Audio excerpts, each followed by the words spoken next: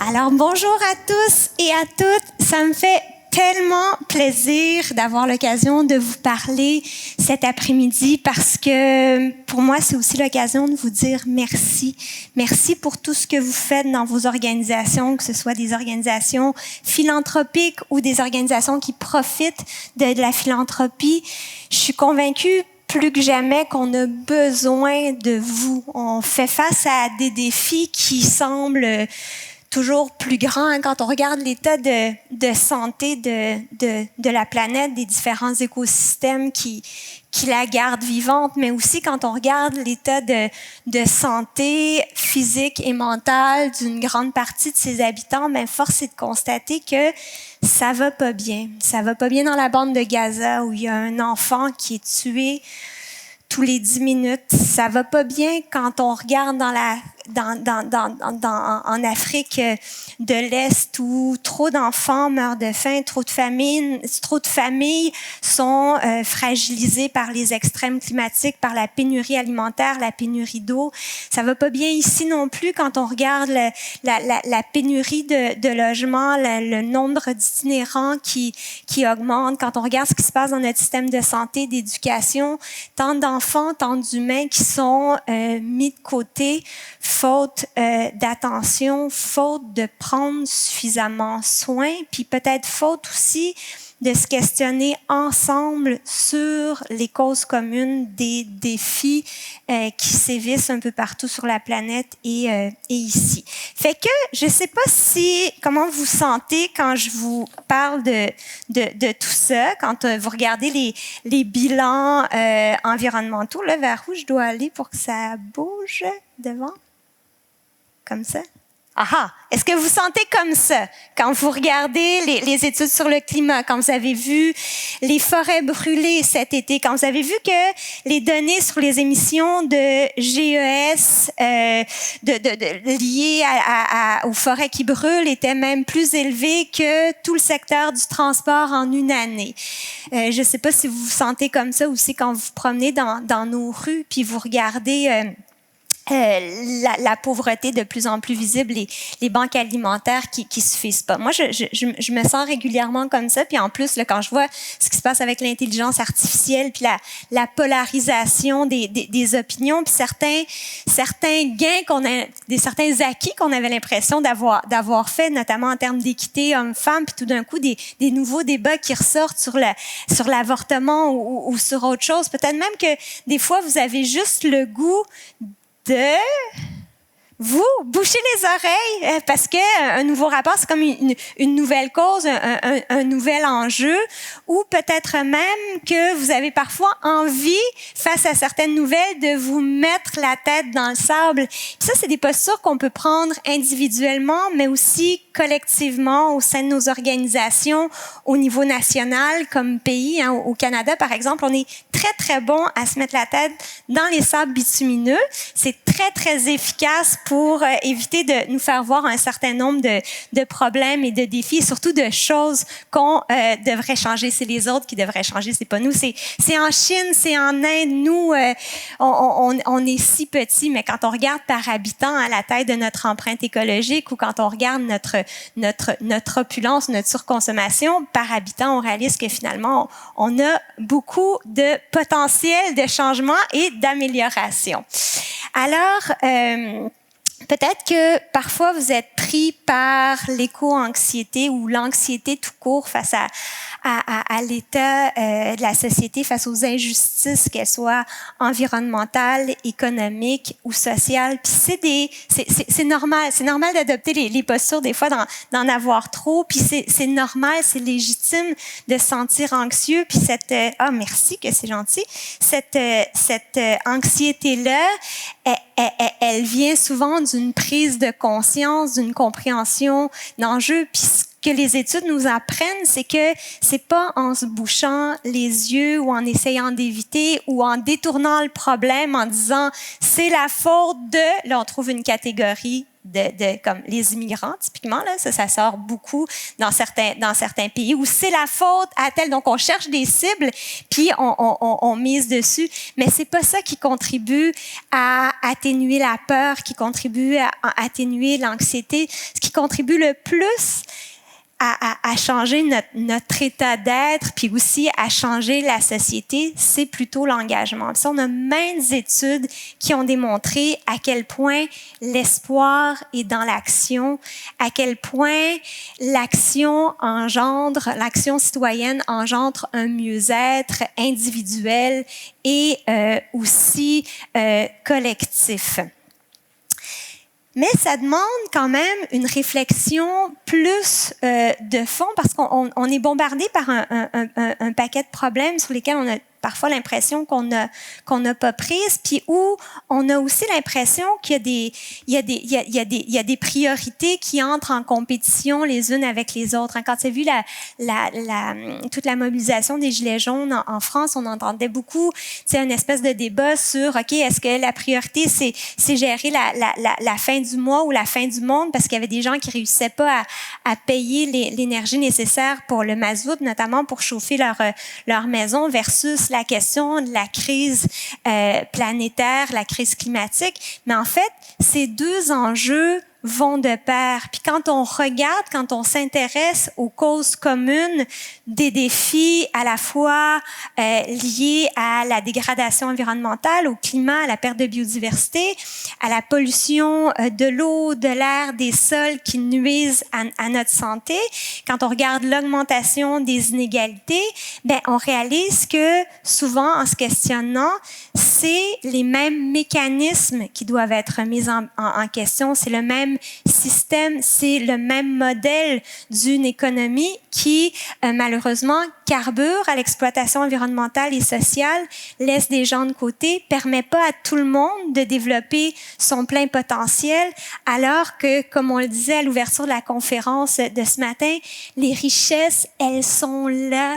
On est plus riche qu'on n'a jamais été. Collectivement, on a plus de connaissances, plus de compétences, plus de moyens technologiques qu'on n'en a jamais eu sur cette planète. À imaginer si on mettait l'intelligence artificielle au service de la réduction de l'empreinte écologique, au service de la réponse aux besoins réels de la population, puis à une certaine redistribution de la richesse, parce que oui, il y a ça à voir aussi avec ça, redistribuer les chances. Nous, on est nés dans un pays où on a beaucoup d'opportunités, mais beaucoup d'habitants de la Terre. En ce moment, il y a juste 800 millions de personnes qui souffrent de malnutrition, puis ici aussi, il y en a. Donc, si on peut être ici cet après-midi ensemble, c'est déjà en partant parce qu'on a eu de la chance. Et comment on peut se questionner et participer à une réflexion sur comment changer ce système qui carbure à l'exploitation environnementale et sociale. Puis souvent, on a cette espèce d'idée qui sort, pas nécessairement verbalisée de cette manière-là, mais qui veut dire un petit peu ça. Mais que puis-je faire? Je suis qu'une seule personne.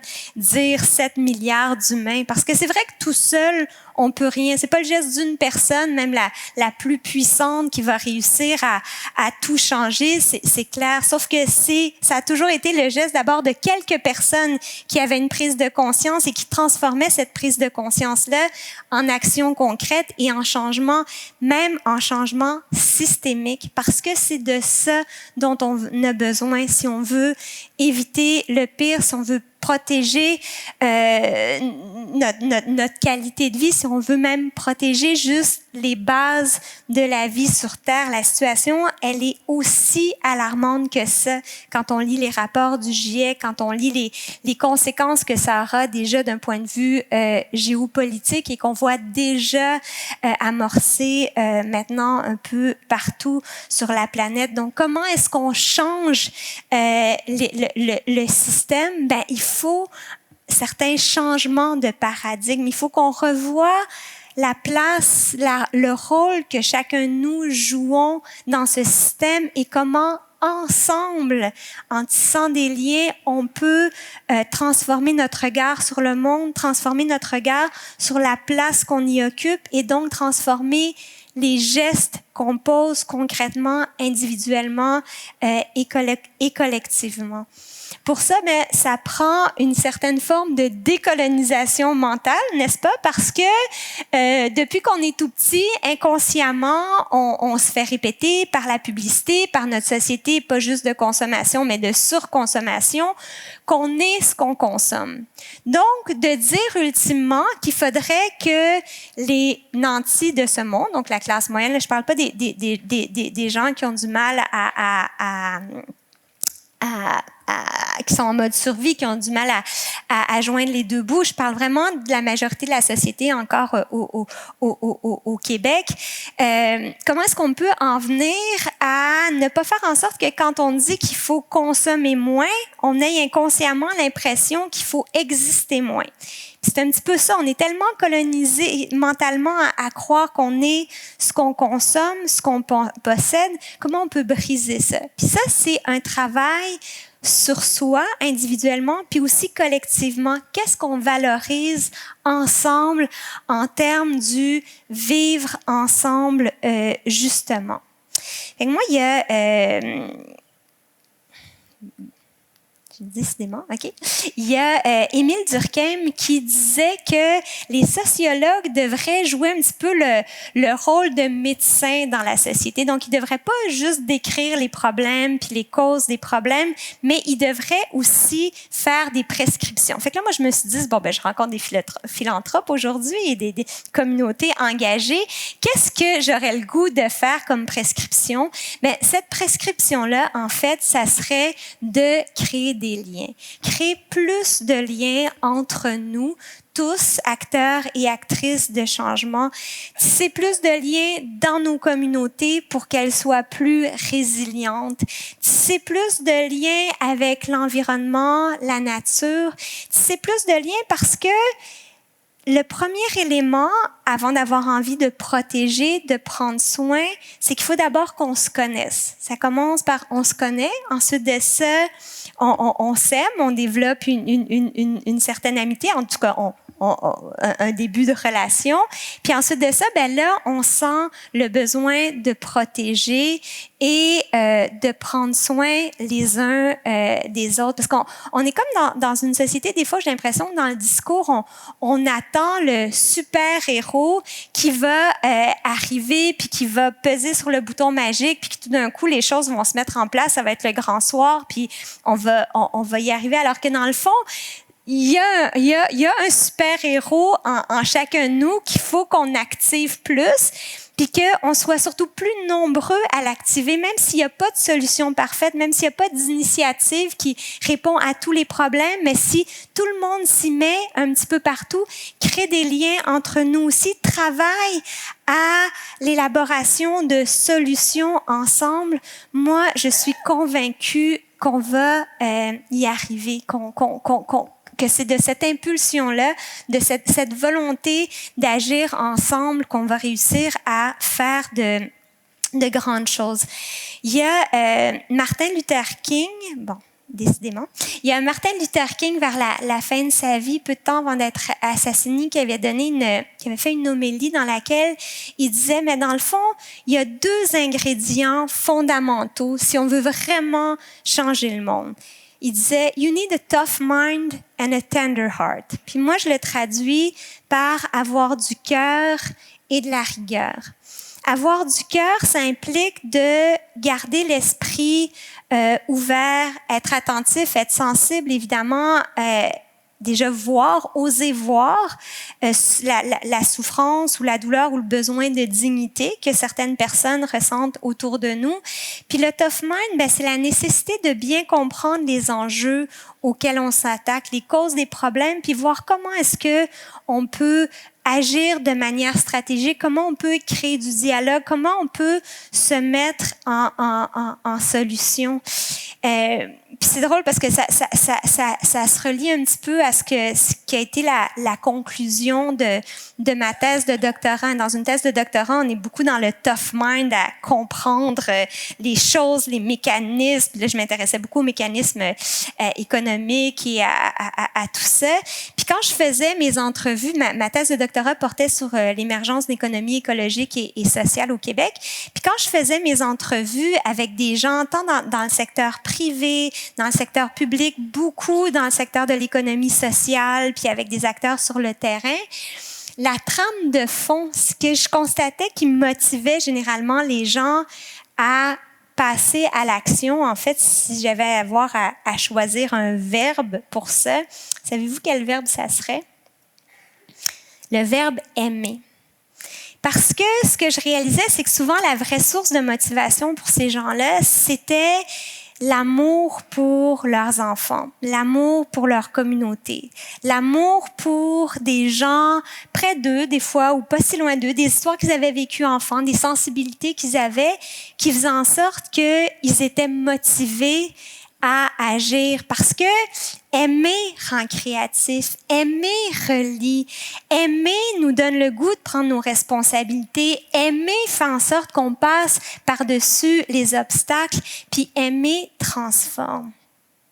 Et je pense qu'en ce moment, là, quand on regarde ce qui se passe en Palestine, quand on regarde ce qui se passe ici dans nos rues, je pense que plus que jamais, on a besoin de cet amour qui relie, qui rend responsable, qui donne le goût de l'engagement. Puis c'est un petit peu ce qui est un des moteurs du mouvement Mères au front qu'on a mis sur pied il y a déjà 3 ans. C'est parti d'une rencontre entre Anaïs Barbeau-Lavalette et moi, qui est autrice, réalisatrice, puis moi qui, à ce moment-là, était plus dans 100% dans le milieu universitaire à faire de la recherche, où on s'est retrouvés toutes les deux désœuvrés face au manque d'action de nos gouvernements, parce qu'on le voyait bien qu'il fallait changer le système, puis que le premier acteur de changement de système, de changement des règles du jeu, de mise en place de l'architecture de nos choix, c'est les gouvernements. Puis on voyait qu'on avait les solutions, puis les problèmes sont là, puis on voyait que toute la multiplication, le foisonnement de solutions qui devraient être mises en place ne l'était pas. On s'est retrouvés les deux, les yeux dans l'eau, à parler de nos enfants, puis c'est là qu'on s'est dit, mais au fond, c'est autour de ça qu'il faut qu'on construise un mouvement pour l'environnement qui doit être protégé pour protéger nos enfants. On doit recadrer l'urgence environnementale, la justice environnementale, qui est aussi une justice sociale, autour de ce qui rallie tout le monde. Parce que qu'on soit de gauche ou de droite, qu'on ait beaucoup de sous ou moins, qu'on ait beaucoup d'éducation ou moins, qu'on habite en ville, en campagne, quelle que soit la culture, quel que soit l'âge, on s'entend tous que s'il y a quelque chose qui doit être protégé, c'est nos enfants de partout. Alors, c'est comme ça qu'est né le mouvement Mères au front. Puis je vois que le temps manque, mais j'ai quand même envie de vous lire le cri du cœur de Mères au front, parce que il dit beaucoup, puis il y a une forme d'innovation sociale, je pense, dans ce mouvement décentralisé qui, suite à ça, a été créé, parce qu'aujourd'hui, il y a une trentaine de groupes à travers le Québec, certains au Canada anglais, donc, c'est plus de 12 000 personnes qui sont impliquées un peu partout à essayer de changer les choses. Donc, je vous lis le cri du cœur des Mères au front. Nous sommes mères et grand-mères par le sang et autrement. Nous nous levons pour protéger nos enfants. Nos enfants qui ne veulent plus faire d'enfants. Nos enfants qui appellent à l'aide. Nos enfants, volcans de promesses que nous avons invités dans cette vie en leur parlant de beauté, de douceur, de vertige, de possible. Nous sommes celles qui mettent au monde, celles qui nourrissent et celles qui soignent. Nous sommes fières et en colère, aimantes et décidées. Nous exigeons des gestes forts et immédiats, de la droiture et du courage politique. Nous sommes de partout. Nous sommes innombrables. D'un océan à l'autre et bien au-delà. Nous sommes mère loup, mère carcajou, mère outarde et mère caribou. Nous sommes la mère beluga qui meurt en mettant bas et la mère kangourou qui fuit le brasier. Nous sommes toutes les mères. Nous sommes aussi la vôtre. Nous sommes en colère et vous savez que notre colère est juste. Nous voulons un avenir. Nous voulons que la vie gagne. C'est notre devoir de la protéger et aussi la vôtre. Nous allons tout faire pour. Nous bercerons d'un bras et brandirons de l'autre. L'amour de nos enfants est notre arme de construction massive pour la suite du monde.